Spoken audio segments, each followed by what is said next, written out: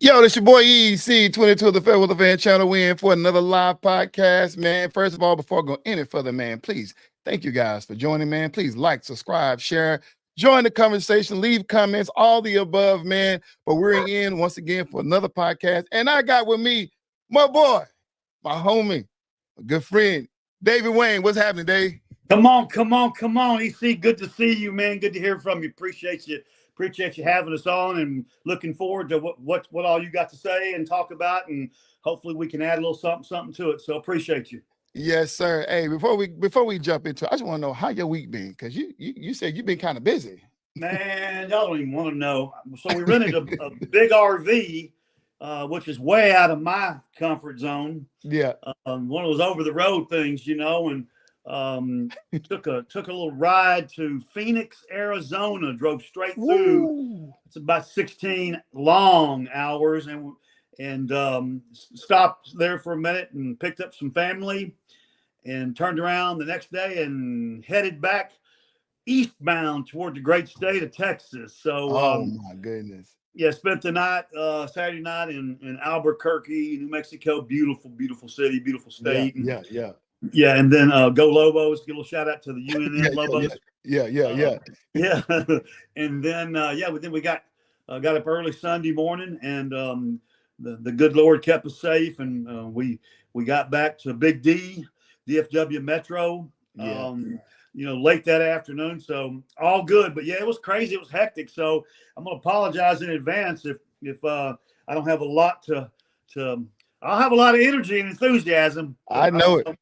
Hey, man, we're going to do just fine, man. With that being said, man, football and everything else has officially been kicked off.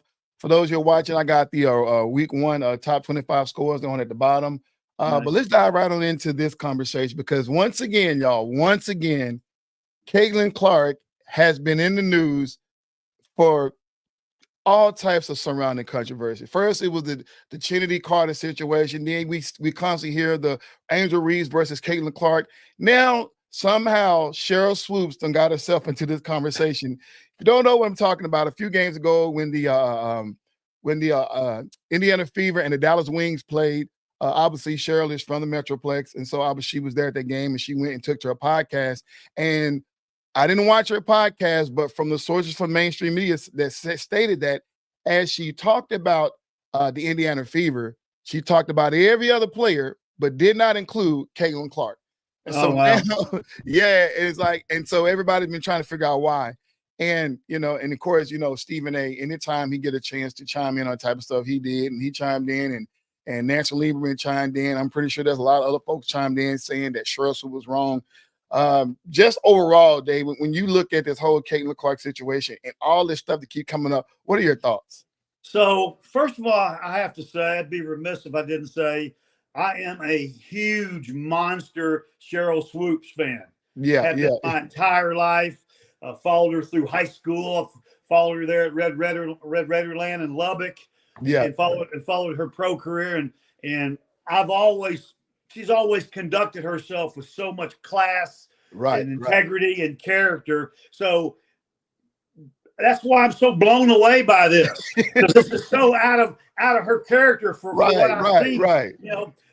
So we're talking about arguably, at least in the conversation, Cheryl's one of the greatest to ever play the sport. Okay, and for her to kind of ditch CC when she's talking about the Fever, who right now, that's the perfect name for that team, because they are hot as fire. They're hot as Fever, baby. So for her to kind of just disrespect Caitlin like that in a real subliminal way, I don't have the words to really explain that, because it goes against everything that I know about Cheryl Swoops. And so, yes, I'm going to leave it right there. Yeah, first of all, what up, Lewis Medford? Man, thanks for tuning in, man. And Lewis is one a friend of mine. I gets on this podcast. He comes on here sometimes, and he know I'm no short of words when it comes down to defending the WNBA and defending some of the things that said about Caitlin, but not in the negative way, right? And the one of the things that I did go on and I did comment. I usually don't get into the back and forth wars on YouTube, but I did. And I probably jumped the gun a little bit, Dave. But basically, real quick, basically all I was trying to explain, and I'll say it again, I've said it on the show before, that majority of the issue that surround Caitlin is not that people don't think Caitlin is a great WNBA player or great player, period. It's just there has been women in this game that has been here before her, and there has women that's already retired that are the GOATs. And although she brought the attention and the fanfare to the WNBA, we applaud her for that. But I hate the fact that they're now trying to make it seem like that she is the WNBA and overlooking the women that are already here and the women that came before her, you know? When Jordan came and when Jordan brought all the fans to the NBA, and I always say this, that even though he was highly televised and all the major networks covered him, the commentators, the media guys who covered those games, they still reminded us, the viewers and the fans, of the ones that came before. Jordan was good, but we're not going to let you forget Kareem Abdul-Jabbar. We're not going to let you forget, you know, say Magic Johnson or Larry Bird, you know what I'm saying, or you know, all the other greats. But now with the women, it's like they're trying to forget, you know what I'm saying, Maya Moore and Lisa Leslie, you know what I'm saying, Katie Douglas and Sue Bird and all those women that came before, you know what I'm saying, Candace Parker, you know, Lisa Leslie. That's the part that I don't necessarily agree with, right? But she does deserve the fanfare she's getting, you know what I'm saying? So I give her that much. So a couple things on that. Number one, it's nothing Caitlin said or done. Right. It's all media driven. It's all, you know, these expert sports commentators that are kind of throwing fuel on the fire, if you will, you know, and because, you know, that's what people want to hear is all the negative, and you just turn the news on, you get that, or sports news. But you know, but to Caitlin, to Caitlin's to her, you know, the way she's handled everything. Yeah. And the way she's gained and earned the respect, first and foremost, of her teammates. Okay? Absolutely. And, she didn't show up there thinking, you know, I'm the GOAT, I'm the girl, you know, y'all get out of my way, okay? She has slowly, methodically worked her way into being a phenomenal teammate. Which I give her all the props for that, if I can say it that way. Okay? Yes, sir. Cool. That's good. Yeah, and I've always said she knows there's a code, a sister code with all the sports, whether it be Caitlin, whether it be a Caitlin, whether it be Angel Reese, just the women in WNBA that have this code that they all respect each other. Now, with any competition, it's going to bring aggression because obviously you want to win and you want to win the best way you can. So that it goes without saying in any sports, right? But she has came in and she's adapted to the code and she understands. And I think I heard a tweet said that she didn't come here to be liked or hated. She's the one to win. You know what I'm saying? And so she stands down from all these arguments. She let people do what they do. And I love that about her. But I'll say this for the umpteenth time, and I'm gonna say it, and I'm gonna say it when we're down, and we're gonna get off this subject. We're gonna go to something else. And I'm gonna look dead in the camera. If you have not watched the WNBA until this season, you have forfeited your right to have an opinion. Amen. I'll just throw it out there. And then one last, because I know how you love thought-provoking angles and questions and things, and I love that about you and your perspective on that. But I'm just going to say this. Are we looking possibly at the greatest all-time WNBA assist person ever in the history of the sport? I don't know. In Caitlin. I'm glad yes, assist person, yes. She will, because the way her IQ, she'll definitely be the greatest. She'll be one of the greatest, or if not the greatest, assist leader in the WNBA, hands down, because that's her approach to the game. And I give her all the credits for that. Let's move on to some college stuff, man. Before we go, I got a comment come in. Lou said he think Caitlin Clark will win the WNBA Rookie of the Year. Obviously, I believe that. This season, Angel Reese production started to tail off as Clark, Indiana began to ascend. Absolutely. He also says that since the start of July, Caitlyn's average 20. Yep. 40 shooting, along with 11-6, 16 rebounds. Yep. Yeah, and they actually they're above 500 now, and they just surpassed. We'll see what else he got going on. 13, 15 rebounds for start of July. Chicago's losing ground in playoff race. The Sky are in 8th. 11 20, dropped 6 games. Yeah. Jeopardy of missing. Yeah. And I love that Lewis has. I love that Lewis. Appreciate all the stats and all the info that you're providing to stay the case. For her being a possible MVP candidate. The other thing is included in that is when I think of MVP in any sport, and I know EC wants to move on, but let's just no, you're good. Is I think of who of the MVP candidates makes their team better, makes their teammates better, makes their franchise better.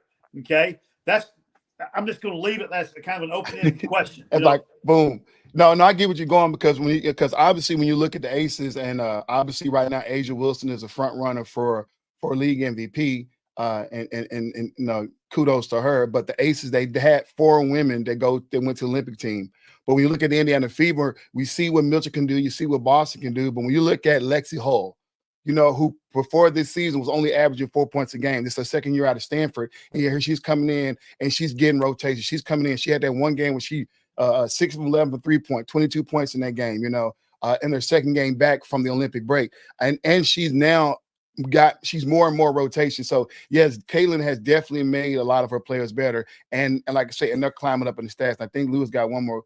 Angel's the best rebound in the league, but some of that is I lost. Oh, I'm sorry. Yeah. He said, that go to her being a poor shooter, hitting just 38% of her shots, which is presenting her a lot of opportunities, cleaning up her messes. That's a good point, Lewis, across the NBA. Yeah.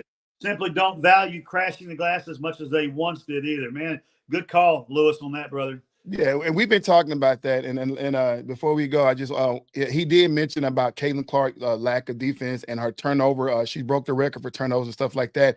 And when you look at the Angel Reese and Caitlin Clark situation, Caitlin, obviously, everybody loves offense, and offense is what she brings. And so her lack of defense and turnovers kind of get overlooked a little bit because she's such a phenomenal scorer versus Angel, who's a phenomenal defensive player as as an awesome rebounder. But her offense is struggling a little bit, so people really want to kind of throw her in the trash. But both these players, Caitlin's going to improve in her defense. She's going to improve in her offense now that she's you expect that out of point guards. Every point guard, whether NBA or WNBA, is always going to have high turnovers because they see the game sometimes differently than their teammates. And once they get all that squared away, she's gonna settle all of that. And Angel Reese, once she finally get her footing right, get the feel of the WNBA game, her field goal percentage will go up. No, I agree. Angel's going to be a dominant force to be reckoned with. I mean, she already is, but once she gets, like you said, the footwork and the other part of it, I mean, I don't know how you're going to be able to stop her. So Facts. Let's move on to some college because college is officially kicked off, man. And I know, right? I got to start this off right here with Mike Norvell. Florida State 0-2 start is embarrassing. And you talked about the Georgia Tech game of the first game. What do you think about that game? Man, for an early season matchup game, it was a phenomenal game to watch from a spectator standpoint. Yeah, and I didn't have a dog in the hunt, so I just wanted to see a good ball game, and I got a good ball game. Hey, don't be messing with those Georgia Tech, Georgia Tech, the Yellow Jackets. I think they're Yellow Jackets. I don't know. Don't be messing with those Yellow Jackets because they'll come out stinging, bro. Yeah. So, ow. Yeah. So, and if you look in years past, they've been competitive for the last several years. So, did Florida State overlook them? Did Florida State come in a little bit, a little cocky? I don't know because I don't know. Yeah. I don't know how good Florida State is. I think they were overrated, as we talked about earlier. Yeah, they came in number 10, and then not only did they drop to Georgia Tech, to turn around this past weekend and lose to Boston College. And y'all, Mike Norvell, he goes out into the press conference and said that, he's sick of the way he's been playing, or he said he's sick of the losses. And he said that it's all on him. He blames himself for the way they're losing and stuff like that. But I just want to say this to Mike Norvell. If you're watching the FairWeather Fan Podcast, I want to let you know that this is the reason why nobody trusted you to be in a college playoff last year. Yeah. Because of this stuff right here. Now, I don't know if you guys even get a chance to make the playoffs right now with this type of start. Who knows? I don't know. But that's a tough ask right now. So I don't know. But that isn't very embarrassing for those guys. And here's the situation: 2 unranked teams. You're a top 10 team. You lose to 2 unranked teams. That is not supposed to happen in the modern era of college football. Unacceptable. Yeah. Unacceptable. Bulldog. Go ahead. Oh, go ahead. Was you about to say? No, I was going to say, did you have a particular game that you enjoyed or really thought was awesome, or over the weekend, college? Oh, yeah, we're gonna get to that. We're gonna get to that because that's somebody. Yeah, we're gonna get to that. Well, this is one that I didn't watch entirely, but I kind of was plugged in and out because I had the little multi-viewer going on on Saturday nights, on Saturday evening. But Georgia Tech, I mean, are they the team to beat? Because right now, I mean, they won their game, man. They did their thing. They beat up on Clemson. Maybe not Georgia, but Georgia. They beat up on Clemson. I thought it was kind of hard to see. It was hard to see Clemson go down on that because I'm a fan of Tabos. I'm a fan of him, and I just hated, and it broke my heart to see him. He looked like he was out there, didn't know what was going on. It was hard, but 34-3. Yeah, but I don't feel like that Kirby Smart is really getting his props. I think he gets overlooked when it comes to the great coaches in across the land, if you will. Yeah, because all they've done the last several years is just win. Right. So, you agree with this comment right here? My boy Jerron Clayton said that Georgia is losing to Tennessee in November. Oh my gosh, I got a couple really good buddies that are volunteer guys. They're gonna be loving that, Jerron. hey, now look, Tennessee showed out against Chattanooga, but it is Chattanooga, right? But Chattanooga, come on, that's a bad high school JV team's gonna beat them. Did I say that out loud? Yeah, I mean, I ain't getting wrong with that. Tennessee, I watched the game. That's one of the games I had on multi-viewer, and they was looking great out there, man. So it's going to be a matchup when they play in November. But that whole SEC is going to be a tough one to swim through. So to address the question, is Georgia the team to beat? I got to tell you, people in the know. People that are in the know are coming at me and saying, this is the greatest Ohio State Buckeye team that they've ever put on the field. This is the best team of all time. So I guess we'll find out if Georgia's the team to beat or not. Ooh, Ohio State beat Akron 52-6. Ooh. But he played his fourth and fifth stringers the whole second half. But I know. But I'm hearing, and I don't root or root against or for Ohio State, but I am hearing that they got some dogs up there in Columbus. Yeah. I watched them. There's some games I didn't want to see that game. The Ohio State versus Akron. I'm like, okay, right. we know what's going to happen, but I'm waiting for them to get some better contenders for me to dive into that game. Let's see what Jerron says. He said when Georgia played a good team, well, you got to say the same thing about Tennessee. Tennessee, yeah. So at least Georgia played a ranked team in Clemson. Jerron, you got to be fair. They played a ranked team in Clemson, and y'all played like Dave said, they played the JV squad. So y'all did against Chattanooga. So in all fairness, Jerron, we're not hating on your squad. Hey, Big 12. Before I move on, Big 12. Yes. Channel, I love to support Big 12 teams. And real quick with Big 12 teams, man, listen, everybody in Big 12 won with the exception of Houston, who lost to UNLV. And also it was West Virginia who lost to Penn State. If you watched that game, it was a good game. Started out, and then all of a sudden, West Virginia forgot to come out second half. Jerron said Tennessee play NC State Saturday. Woo, we're going to be I'm going to be plugged in on that one. That's going to be a good one. Yeah, this is going to be a test for y'all. But you're right. You got to wait to see if Georgia play anybody. Hey, Jerron, where's that game? Is that going to be in? Is Tennessee going to be on the road? I guess I don't have it in front of me. Let me see real quick. Tennessee probably got it. I could find it, but so Tennessee will before if Jerron will jump. Oh, they'll be on the road, so they'll be playing at NC State. So, okay, yeah. So that'll be a real good test, I think. Tennessee. So. Yeah, to play on the road. Being an Aggie, I was disappointed. Notre Dame came in there, the those boys came in there and beat up on my Aggies there in College Station at Kyle Field. And but to my defense and to my Aggies' defense, brand new coaching staff, brand new kids, brand new faces. So we're gonna get it worked out and get it figured out and still be competitive. Come on now, EC, help me work with me a little bit. So right now, I got to be honest with you. I'm a Big 12 fan, and it took me about a couple of years for me to get over A&M leaving the Big 12. Well, me too. So now I feel the same way about OU in Texas. They're like the girlfriend that left you, and so what he says, Vegas game gave away easy money with. He's talking about the LSU game. But yeah, so I finally gotten A&M out of my system. I still watch them or look at them from time to time because they're in the state of Texas. But man, I am definitely I'm super supportive of Big 12.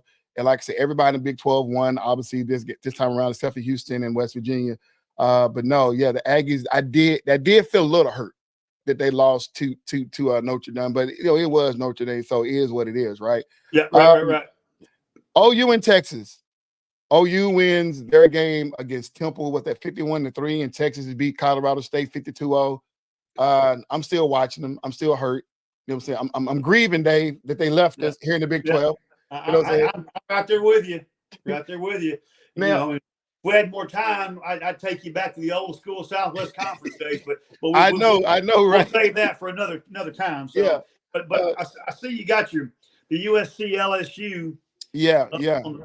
And man, there's a lot to be talked about in that game. I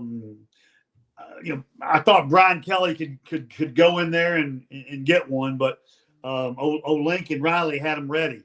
So yeah, and I got a buddy of mine that's a diehard OU guy. He's from Oklahoma, and so he texted me. Don't like he texted me before the game. All he said was, "Go LSU," and I went, "Huh? I don't know you right now," because that's how bad the blood is for the Lincoln deal. So yeah.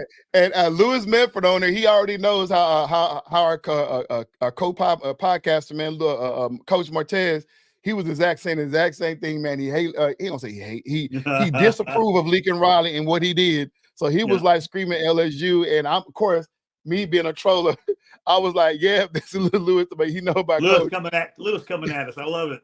Yeah, and so I wanted LSU to win. Let's be fair. I wanted LSU to win, but I wasn't mad that USC won. I wasn't mad, So I'm right there with you on that, and it was a phenomenal game. It was a very low-scoring game for those two teams. Yeah. Brian Kelly wants to throw the ball over the field, and so does Lincoln. And so, does that mean that the defenses played better, or does that mean the offenses are just not hitting on all cylinders yet? We'll find out in the upcoming weeks, I guess. Yeah, and like you said, in putting things in perspective, man, both teams are phenomenal teams, right? I mean, of course, you want to win, and the fans of LSU wanted to win, and the haters of Lincoln Riley wanted them to lose, but the USC fans wanted them to win. Both teams came out there; they played a heck of a game. It was a good game. It came down to the last minute, and I appreciate it.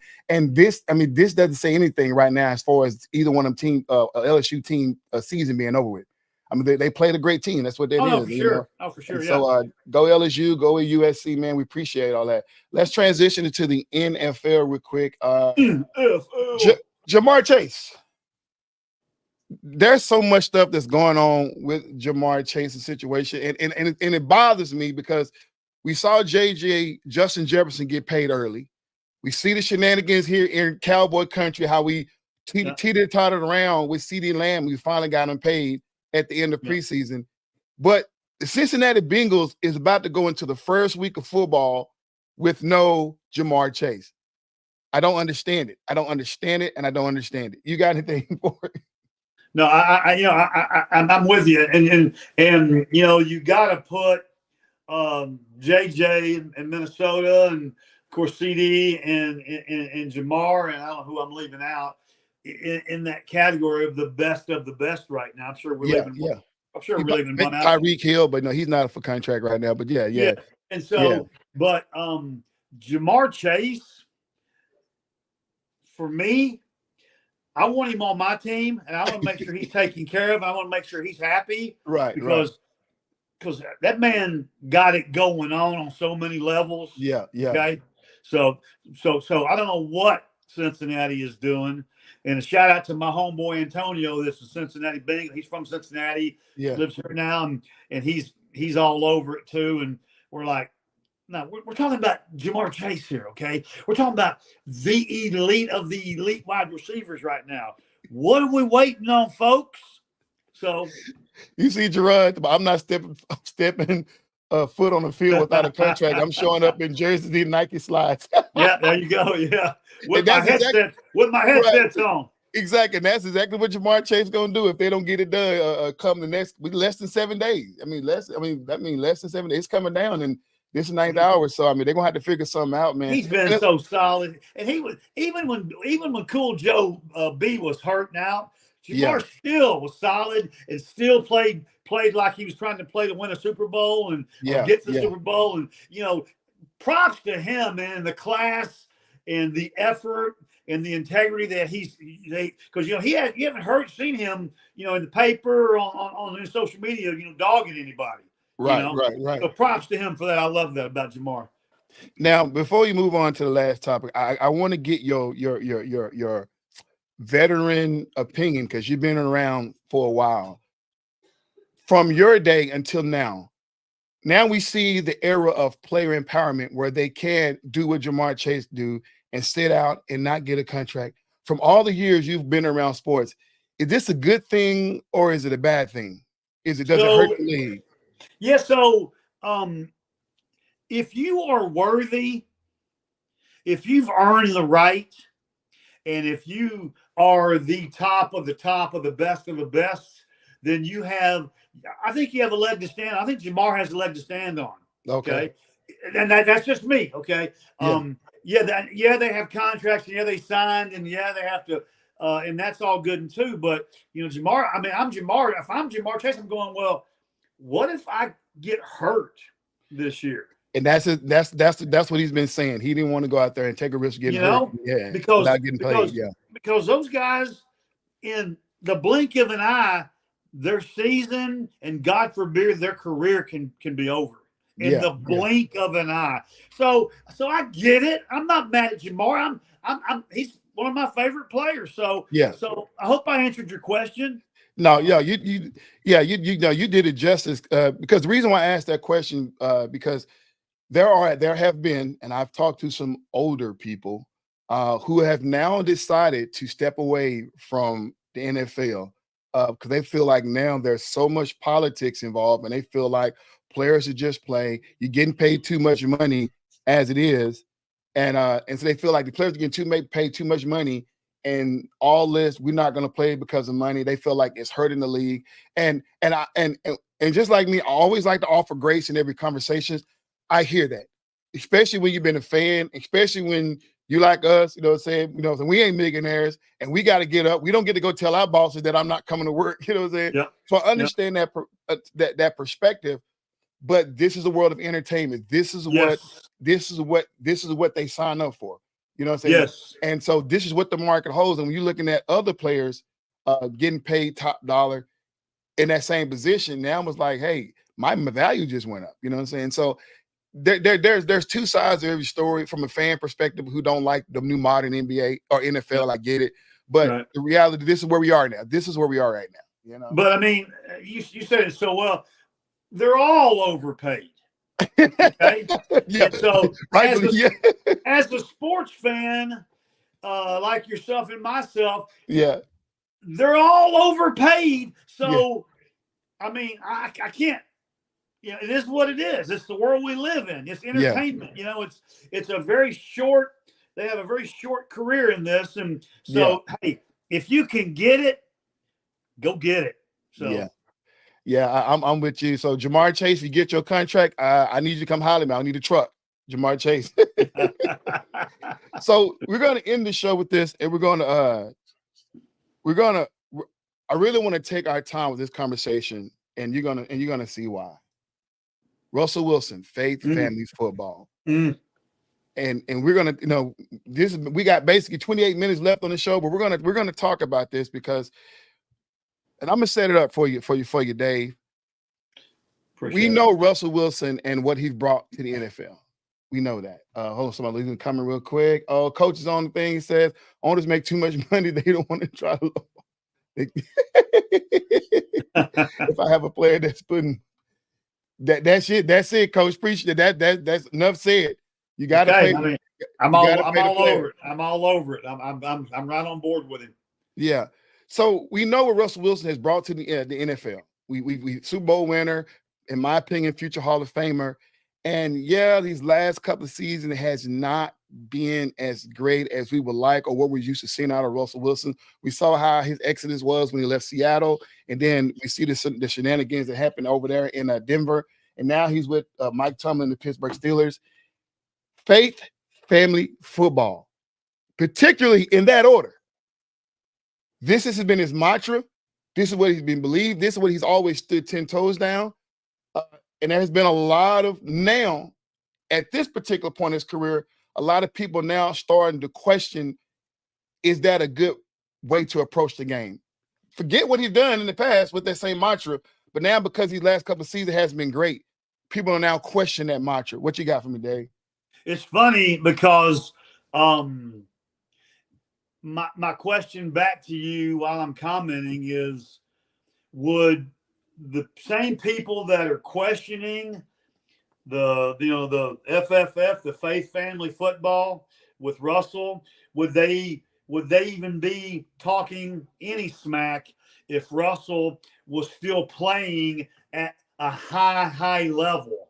Right. If he would have went into Denver and rocked the house and they would have been competitive and they would have won a bunch of games, would we still be having this conversation today? I don't know. I don't think so. Secondly, Father Time catches up to all of us. Okay, the greats. I'm rocking my man from Throckmorton, Texas, via TCU, Mr. Cowboy himself, Bob Lilly jersey right now. Okay? Yeah. And I still say he's one of the greatest to ever play the game. I don't care who you are. I don't care if you're Muhammad Ali. I don't care if you're Pele. I don't care if you're Wayne Gretzky. I don't care who you are. Your body, your age and your body catches up, and you can't perform at the level that you once did. I don't care who you are. Okay, so no, his Russell standing firm with his faith. Praise the Lord. I give him props for that. Yeah. And then putting his family above everything, and then football.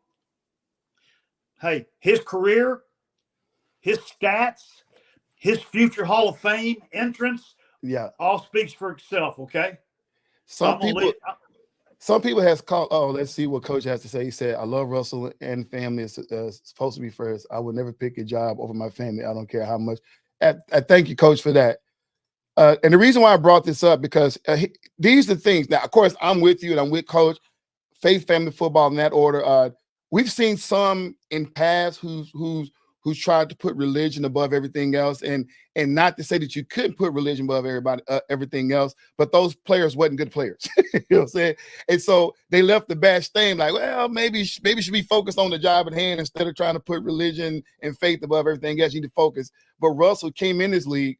Obviously, he wasn't married to Sierra when he came into the league, but he always had his faith. Then once he got married to Sierra, he had his family in football, and he's done the thing.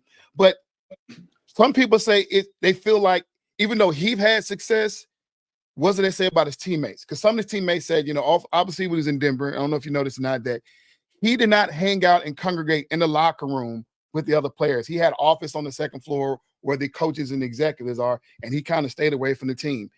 None of his teammates can call him directly.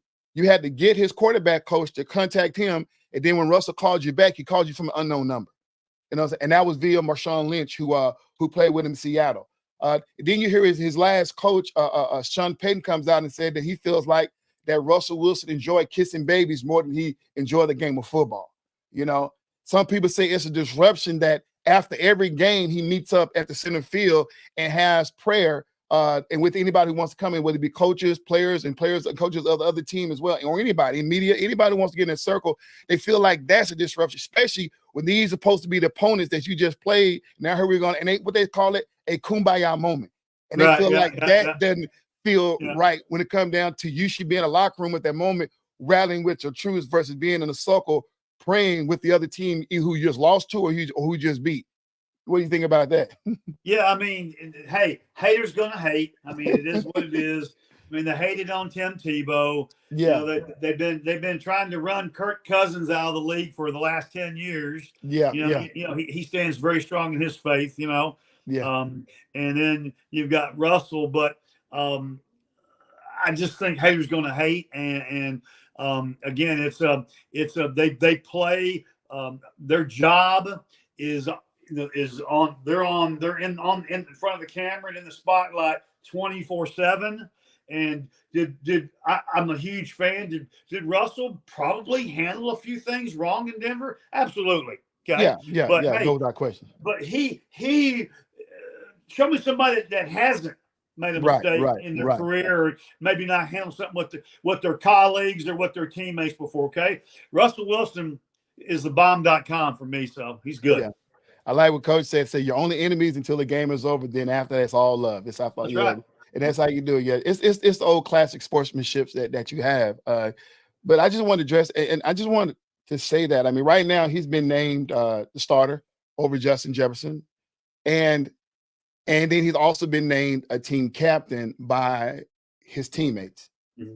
And so they have 14 captains, and so he's been named one of the captains. And some of the veterans talked about his leadership ability. But one of the things that stood out, they was talking about how he brings wisdom and I can't forget the word, but the thing was like a feel. I'm kind of paraphrasing, but the word I think they was using like he brings a good energy. Love that to everything and positivity. You know. Now, whether that's going to translate to wins or not, we don't know, but at least they feel good. Well, EC, sometimes in life, it's just not a good fit.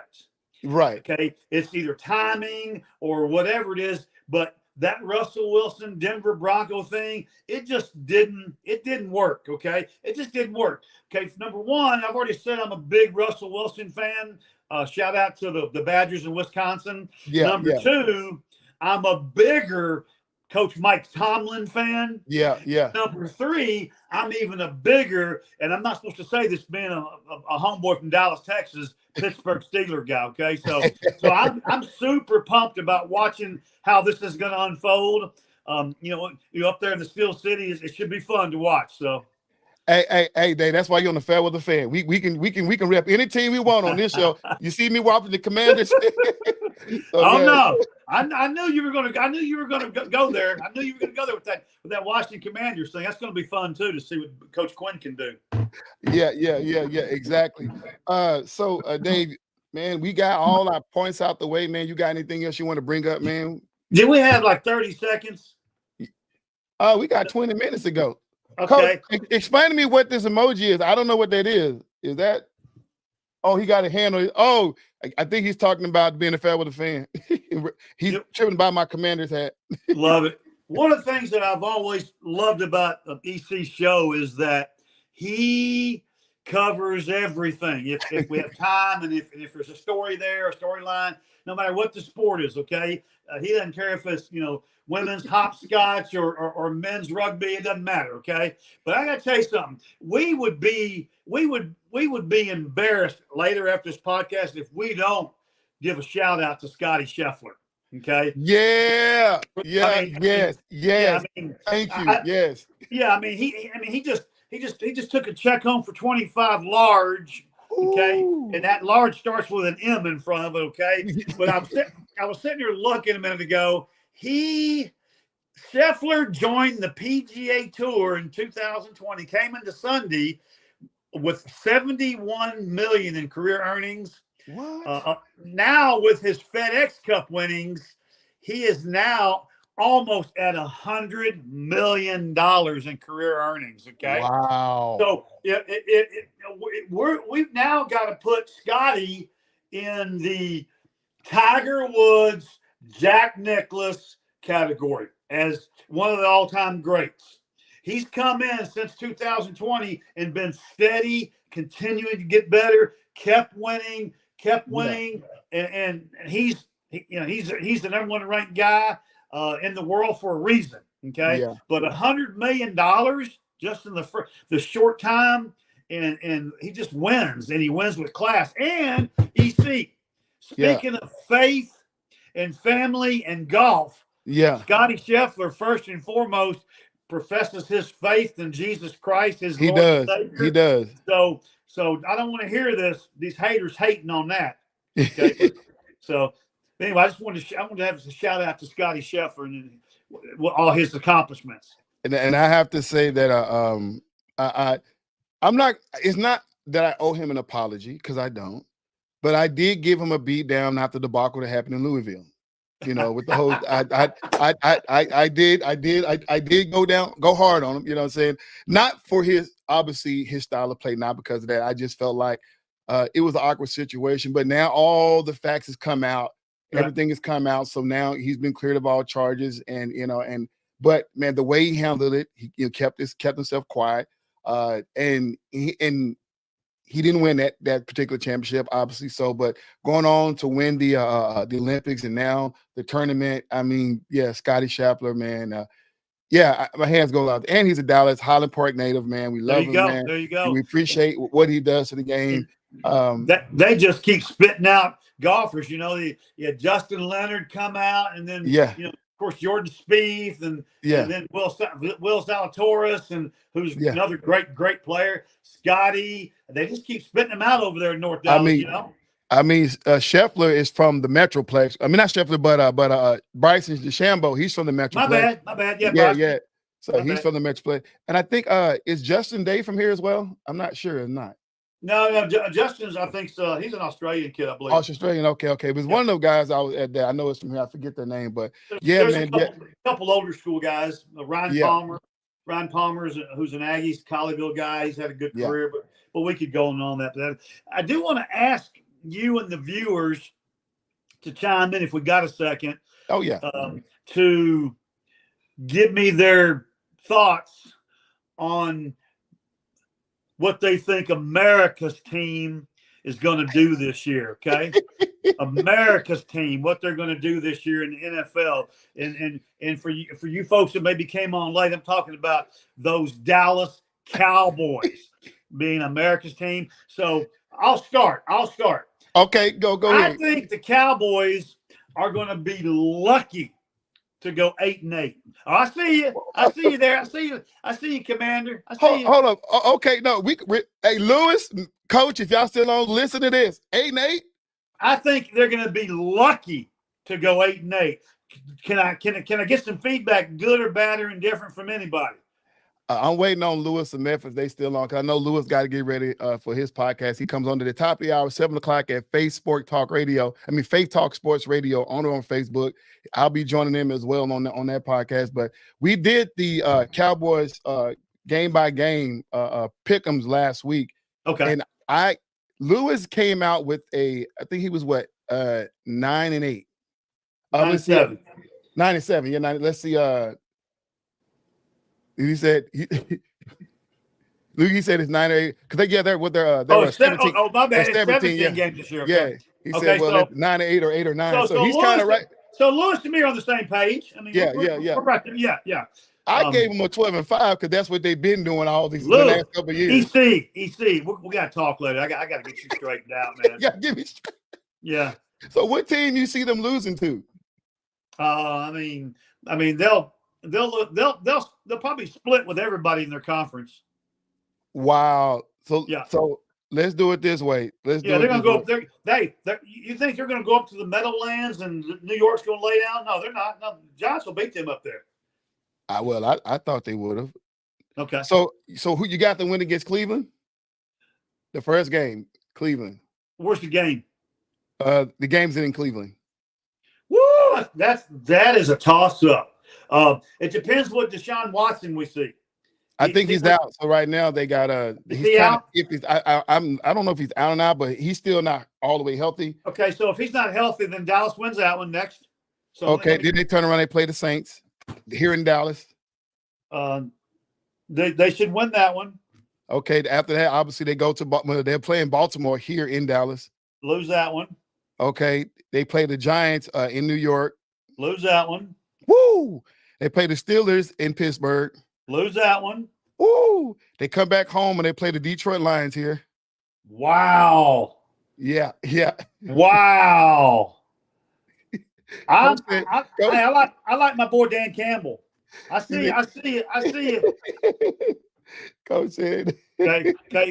I got Detroit winning that game. Okay. Then they go to San Francisco after Detroit to play the 49ers. Lose that one. Okay. They stay on the road and they go to Atlanta to play the Falcons. They win that one.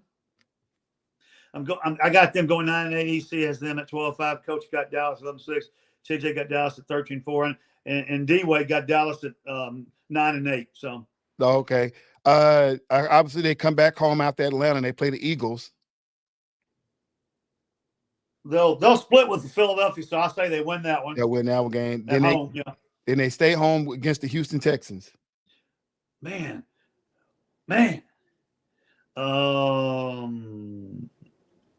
I think they lose that one. That most of them agree with that. Then they go to Washington to play the Commanders. Is this the first time they're playing the Commanders? I see. Yeah. They go to Washington. I think I'm going to say Washington wins that one. Dallas loses that one up in Washington. Okay. Then they now they after they come back from Washington, they come back home to face the Giants again. They win. They beat them at home. They beat them at home. Okay. I got them 5-7 right now. And okay, so they stay home and they play the Bengals. Home against the Bengals. Depending on if we got what type of Joe Burrow we have and what kind of Jamar Chase. We don't know right now because we don't know if Joe's going to be healthy. If Jamar's there and Joe's healthy, Cincinnati wins that game. You said they lose to Cincinnati next. And by the way, right now I got them at 5-8. The coach just got fired too at 5-8. So go ahead. Where is Jonathan G. My boy do not like Mike McCartney. Yeah. After that, they go to Carolina to a stadium that's going to probably be empty to play the Panthers. They win that one. All right. Then they come back home to play Baker Mayfield, Mr. Headbutt. Win that one. Then they go on to Philly and declare their independence against the Eagles. But that's when you split. Because that's the one you say split, right? So they win that one. Oh, they lose that one. They lose that one. And then now they're back home for the last game against the Commanders. They lost up there. They win this. So that's 8-9 right there. So we were all over it. Okay. All over it. Okay. So this is what we did last week. So we had so Lewis said he had the Cowboys losing to Cleveland, Baltimore, Detroit, San Fran, Houston, Cincinnati, Tampa Bay, and Philly. So that's how he got his and then okay. And this is what we did. And this is what Coach had. Coach got him losing to Baltimore, Pitt, Detroit, San Fran, Houston, and Philly.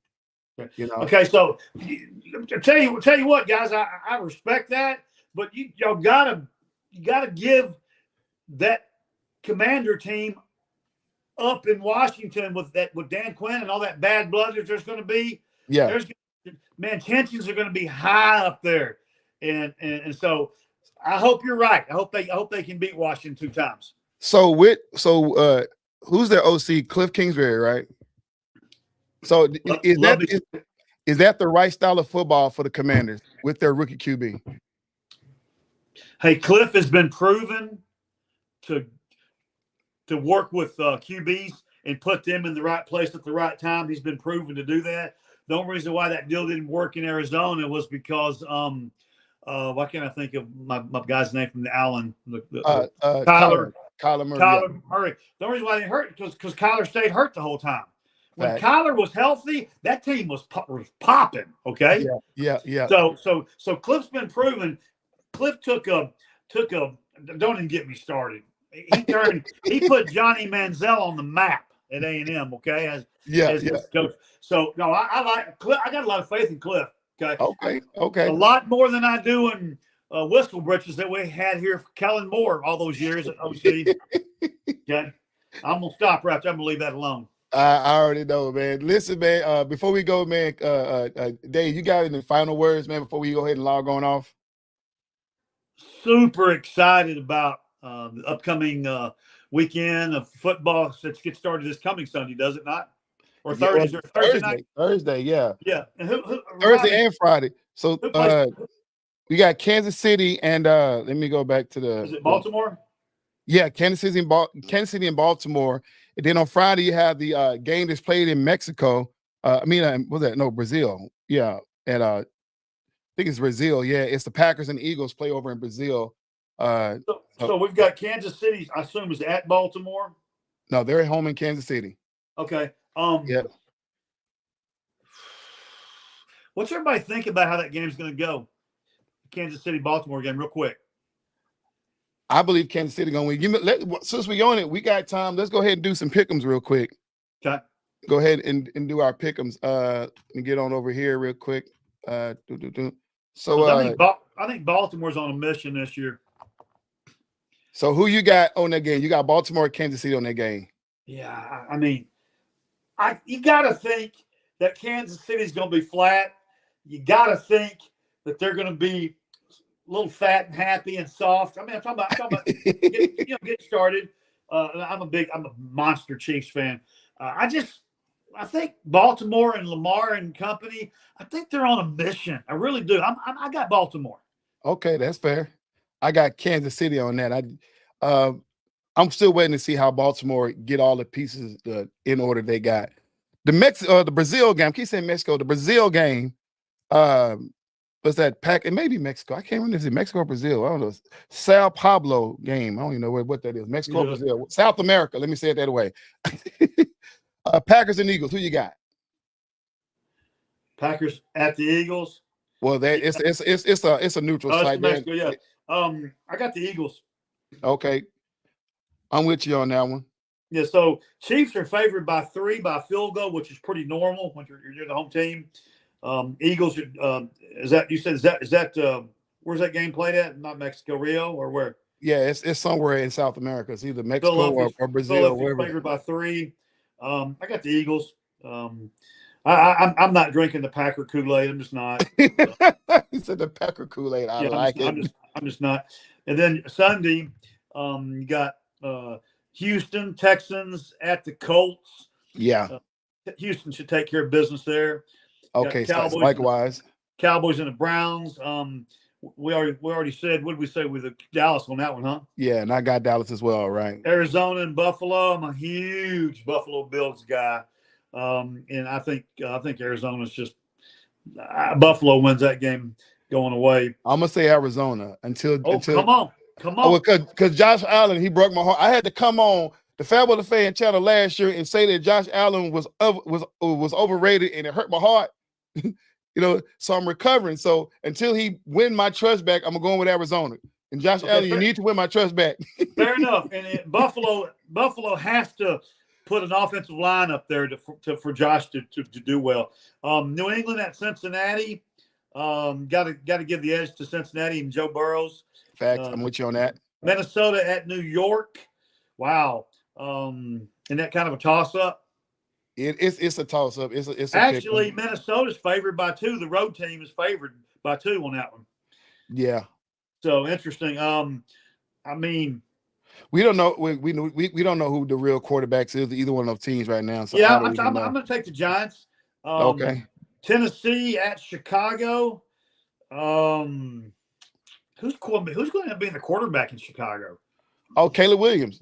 Okay, that's right. They announced him the starter, right? He's the starter. Yeah. He's been looking good. So I'll give him his first win against. I don't know. Yeah, and guys, with all due respect, I don't care if you're Tom Brady or anybody. That first year, that first game, it's a lot to learn and lots going on for a rookie quarterback. So we'll see. Chicago should win that game. Carolina at New Orleans. New Orleans to win that one easy. Got the New Orleans right. Pittsburgh on the road at Atlanta. Why is Atlanta favored by 3.5 on that one? I'm taking the Steelers in an upset. You got Atlanta, huh? I don't have. I ain't mad at you. See, this is where I draw the line. Instead of trying to be analytical, I go with my heart, and my heart going with Pittsburgh. So I'm with you on that one. Okay. I have no justification other than that I'm a fan. So Jacksonville at Miami is going to be a phenomenal game. Crazy game. Yes, really, sir. really good game. Really good game. And you got two really good quarterbacks that this year they should put their stamp on the league. Yeah. They both have been right there at the edge of, kicking the teeth in everybody. I'm really excited about that game. Okay. And I'm going with Miami because they always start off hot. They always start off hot. So I'm going with Miami on that game. It's gonna be an edge. I'm with you. The Las Vegas Raiders at Jim Harbaugh and the Los Angeles Chargers. Pardon me for that. Yeah. Wow. I mean, they got the Chargers favored by 3. I'm giving them that game as well. You giving the Chargers that game? I'm giving that game to the Chargers. Yeah. I mean, I don't know what they're doing with the quarterback situation in Vegas. I don't know. Yeah, I agree. Chargers win that one. Denver at Seattle. I'm a huge Sean Payton fan. They got Seattle favored by 6, and they're a whole lot smarter than I am. So who's going to end up being the quarterback for Denver? Oh God, I forget his name. Remember? I think they. I really haven't. So here's the deal. I'll give Seattle a win. Denver covers the 6, though. I will say that. Yeah. Sean Payton's got a lot. He's got a score to settle with a lot of people. And then you got your fancy schmancy cap on there, the Washington Commanders cap at Tampa Bay. I mean, Tampa Bay should win that one at home. Yeah, I got him. Yeah. And then the Sunday night game features our local Matt Stafford, LA Rams at the Detroit Lions. Jared Goff. So easy. The D in Detroit stands for defense. We're going with Dan Campbell and a D. 1,000%. 1,000%. The Monday night matchup. Is Aaron Rodgers healthy now? Yeah, he's playing. Okay. You got Aaron Rodgers and the New York Jets. I almost wore my Joe Willie Namath jersey today, but I'll say it. Against at San Francisco 49ers. I think Aaron's a great quarterback. I don't think he can go in on a Monday night. He is as old as he is. Yeah. You just missed a whole year of football. Yeah. Against that team. Yeah. No. Yeah. They're starting. The Denver Broncos are starting the rookie Bo Nix. So. Okay. So that's why the 6-point favorite. Okay. Yeah, Seahawks are favorite. You gotta wonder right now in their career, and you got to keep in mind he missed a whole year, and not only did he miss a whole year, no one knows, including Aaron Rodgers, what that Achilles is going to do the first time he plants and one of those big 370-pound linemen fall on the back of it. Nobody knows what's going to happen. Okay, I had an Achilles engine, and I know how intense that is. That's something I do not ever want to feel. So no, you don't. No, you don't. So I mean, I'd be curious to see it. I would have loved to have seen Russell Wilson and the Steelers playing Aaron Rodgers and the Jets at a neutral site. Seeing those two old school guys, But anyway, man, what a great show tonight, man. It's awesome. Man, Dave, I really appreciate you for coming on, man. And listen, man, we can't wait for next week, man. Before we log off, I want to remind people, man, listen, please like, subscribe, share, leave comments, join the conversation.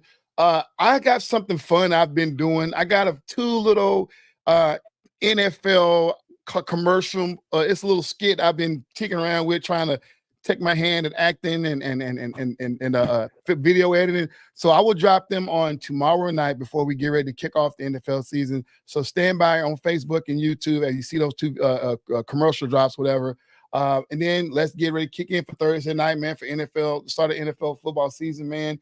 Dave, has been great, man. I really appreciate y'all. And y'all, just to let you know, Dave, This is not a one-time deal. Dave will be joining me on the show as a co-host, man. So y'all, please get ready to throw questions at Dave. He's a veteran in this game. So, man, listen, nothing's off the table. Throw it at him. Old school, yeah. Old school. So, man, I appreciate you guys for watching, man. Y'all, this has been your boy EC22 of the FairWeather Fan channel, along with my boy Dave Wayne, man. We appreciate you guys for watching, and we are out. All right, guys.